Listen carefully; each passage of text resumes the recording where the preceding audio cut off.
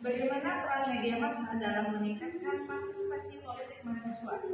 Jawaban beliau adalah, di era sekarang media offline seperti berita kurang dilirik. Pengemasan konten sangat berpengaruh dalam menarik anak muda sekarang.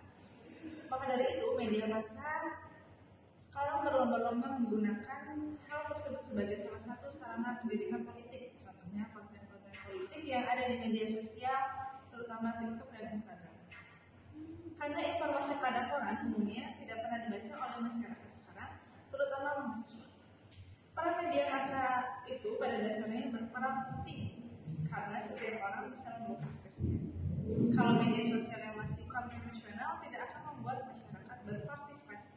Tapi ketika media massa menggunakan konten media sosial yang dikemas dalam singkat, padat, dan jelas, baru bisa meningkatkan partisipasi. Untuk pertanyaan kedua, apa saja strategi yang dapat digunakan media untuk meningkatkan partisipasi politik mahasiswa? Jawabannya, sekarang itu media ada etika jurnalismenya loh yang memungkinkan banyak orang yang makin percaya. Contohnya itu ada Radar Karawang yang sudah mempunyai YouTube, Instagram, TikTok. Media itu sangat berpengaruh pada strategi hal-hal yang menarik. Namun, jika durasi beritanya lama, itu bikin banyak orang menjadi bosan. Nah, media massa sangat banyak tantangannya. Bagaimana cara orang mengemas semenarik mungkin. Terus, berita yang ada di Indonesia itu hanya memiliki sedikit sisi positifnya. Karena kebanyakan beritanya itu hanya mengenai pembunuhan sampai pembunuhan. Tidak ada cerita atau berita yang menceritakan tentang keindahan atau prestasi anak bangsa di Indonesia. Oleh karena itu, isu pembunuhan lebih menarik ketimbang politik. Kurang lebih seperti itulah tantangan media massa ke depannya. Oh ya, media massa itu sangat penting loh. Namun, media massa memiliki lebih banyak teori yang membuat mahasiswa menjadi kebingungan. Maka dari itu, mahasiswa membutuhkan filter untuk menyaring informasi. Efektivitas bergantung pada kreativitas media sekarang. Untuk pertanyaan ketiga, yaitu bagaimana manfaat media massa dan media sosial dalam mempengaruhi politik di mahasiswa.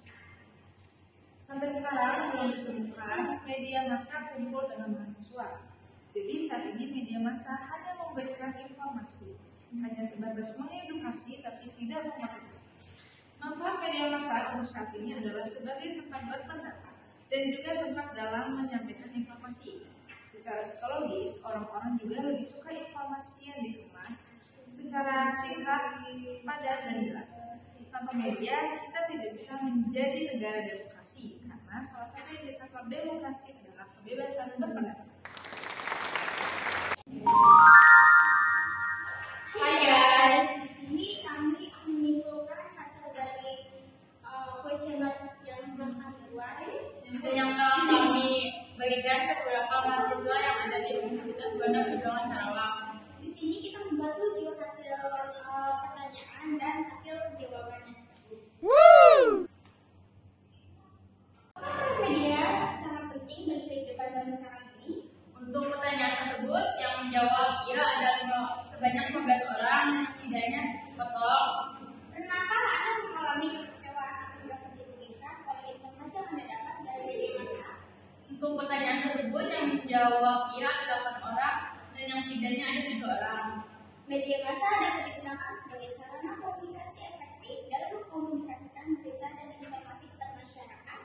Untuk pertanyaan tersebut, yang menjawab iya ada 15, dan yang tidak kosong. Dengan adanya media massa dapat membantu masyarakat dalam memahami atau menanggapi peristiwa penting berita-berita terkini.